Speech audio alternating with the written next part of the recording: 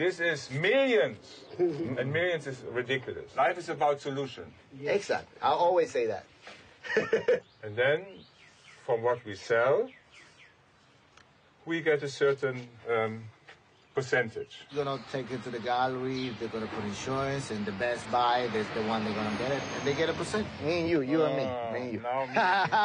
What is your opinion? ¿Qué opinión usted tiene? Then we will show it in Southampton this summer.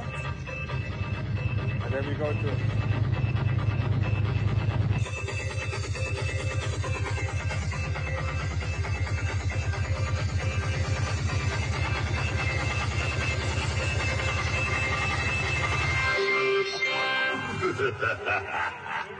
Can it get any louder? Yeah. So if we sell the Banksy, you can put one of these in your new Corvette. No.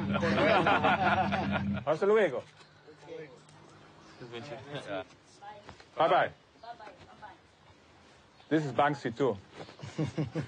Frogsky. So somebody saw a big blue tarp surrounding what had previously been an empty lot with curious things inside and workers. So I don't know if they saw Banksy or Santa's Village, but we'll see.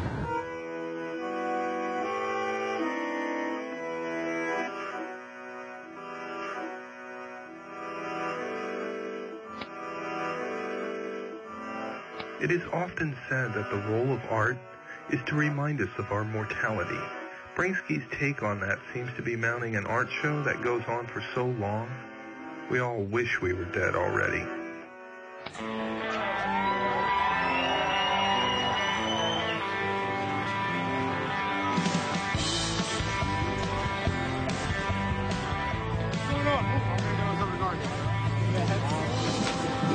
I want to see what's going on.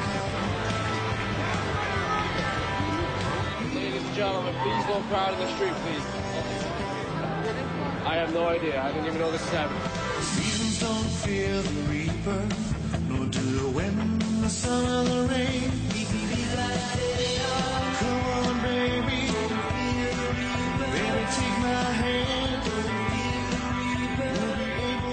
It was like a happening. Just this momentary thing, and either you were there, or you found out about it, or you missed it. To be honest with you, I think the real show that he's running is on the internet. It's like the internet's almost the graffiti wall. It's like every one of these new Banksy pieces is kind of like a stencil that we're, running around throwing up all over the place for him. This is street art. I'll be on like Tumblr saying, what can I reblog today? Like, you can't reblog this. You have to experience this.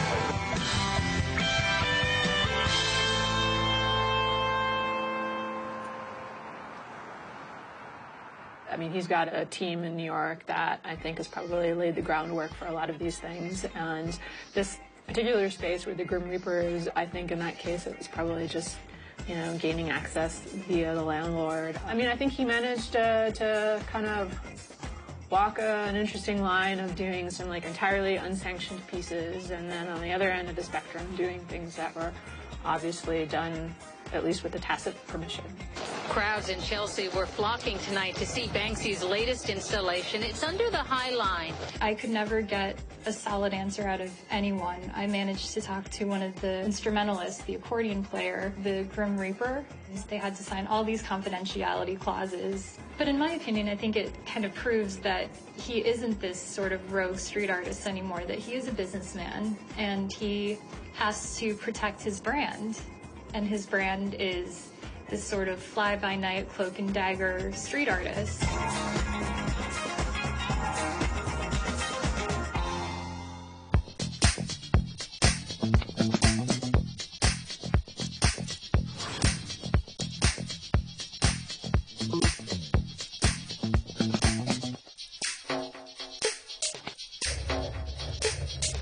Today's piece was supposed to be an editorial in the New York Times about the One World Trade Center, the Freedom Tower, and how ugly it is.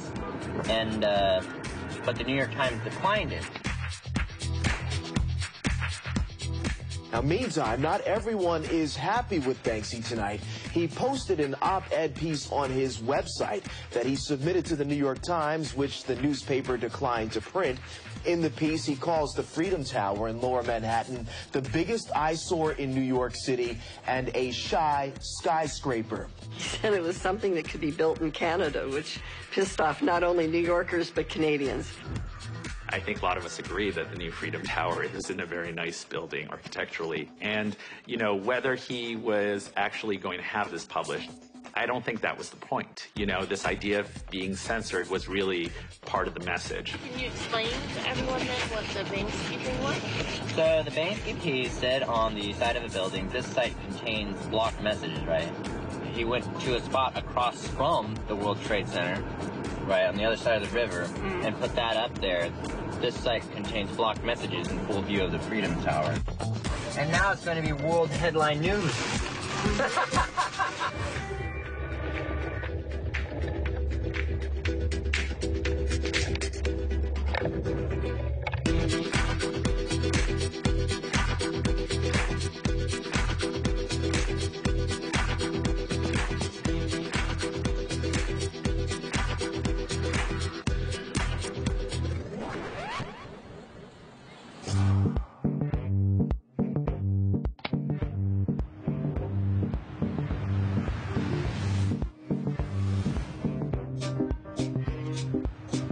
It's stopping people dead in their tracks. It was an anonymous donation, a painting mysteriously purchased, then given back with Banksy's mark. There is what appears to be a Nazi soldier sitting on a bench in this Banksy titled "The Banality of Evil." You can see people here gathered taking pictures. They cannot believe that they are actually seeing a Banksy here on 23rd Street.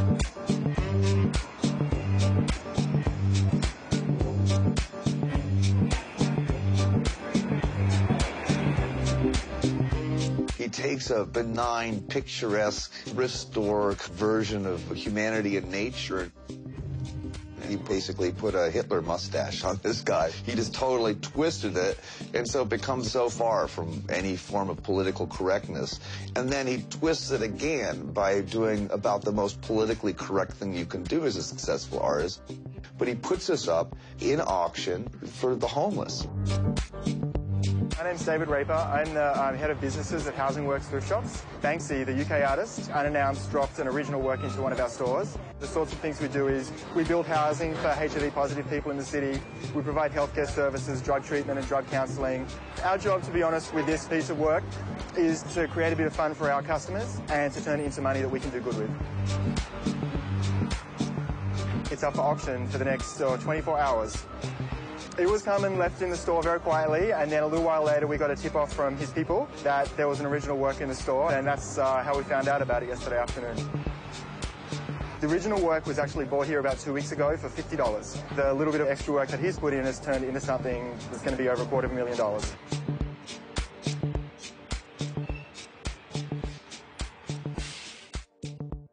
He called it the banality of evil. The banality of evil is the subtitle of Hannah Arendt's book, The Trial of Adolf Eichmann. He was accused of deporting the Jews to the death camps. Yet, Hannah Arendt insisted he was not a monster. He was perfectly ordinary. And Arendt's conclusion was that evil is not perpetrated by the people at the top. Evil is perpetrated by the people like Eichmann who are just doing their jobs. It's a failure to think. That's what Hannah Arendt called it, a failure to think. And Banksy, I think, is trying to expose this failure to think.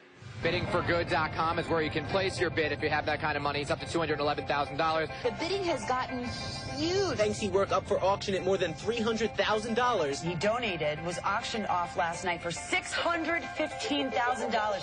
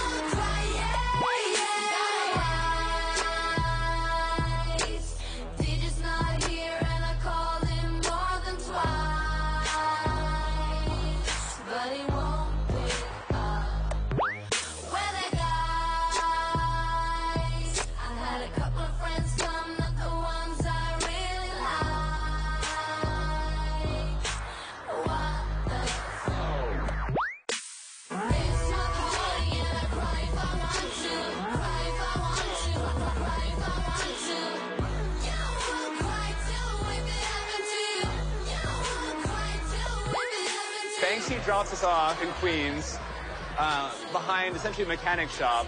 And these guys get there, the owners, totally regular guys. They actually loaded it into their truck, drove away with it, put it into their grandmother's garage. Hey, how are you? Good. Nice to see you. Me too. How's your attention? Good. A lot of people. I think this is the piece of the fair. I'm very happy with the resonance of people. This is the first night tonight, and I think this is the major piece of the whole show.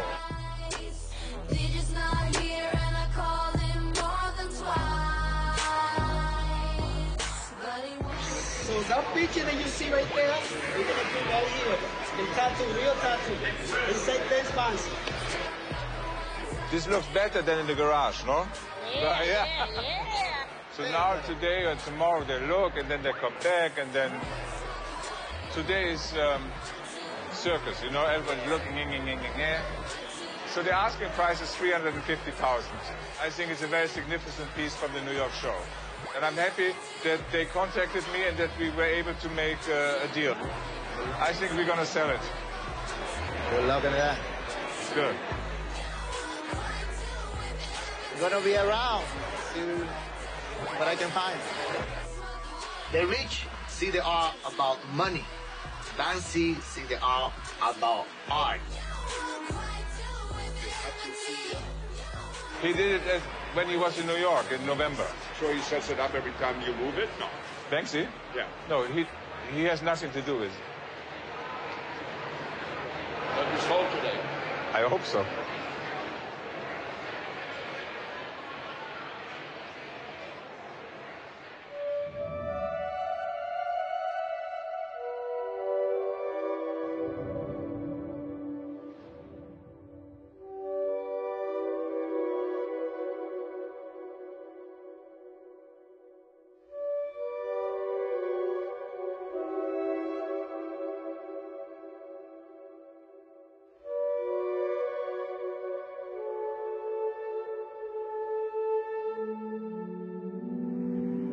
If they're gonna just tear it down and build condos, why the hell do they have to paint over everything?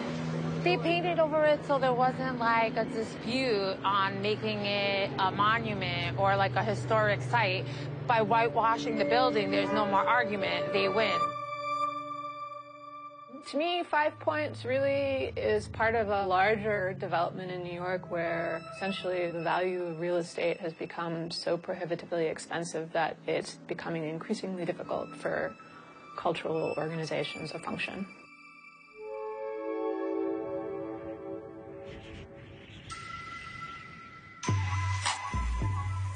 A lot of the development that takes place is for people with a lot of money, drives out people that have lived in their neighborhoods for a long time, that the benefits of new development aren't being shared anywhere near as well as we want them to, that the inequality crisis hits neighborhoods often in the form of some new glass and steel luxury tower. People are angry, people are asking a lot of questions, and graffiti has long been one way people ask them. In The Grapes of Wrath, John Steinbeck writes, "A homeless, hungry man, driving the roads with his wife beside him and his thin children in the back seat, could look at the fallow fields that might produce food, but not for profit. And that man could know how a fallow field is a sin and the unused land a crime against the thin children."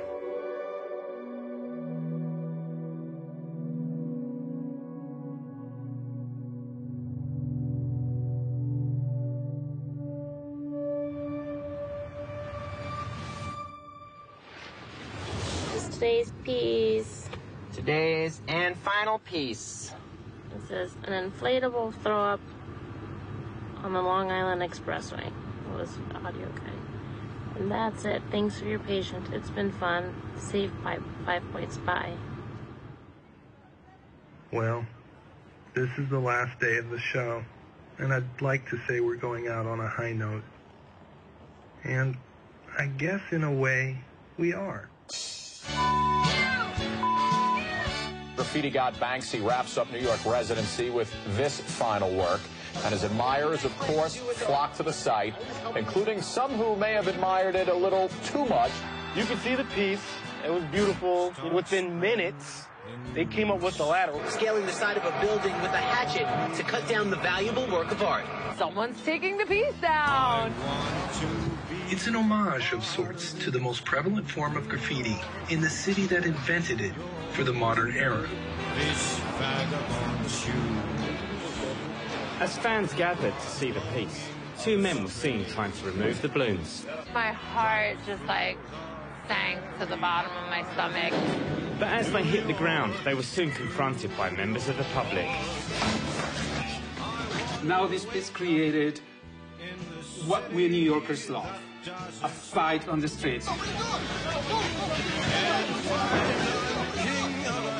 Okay, cue the cops.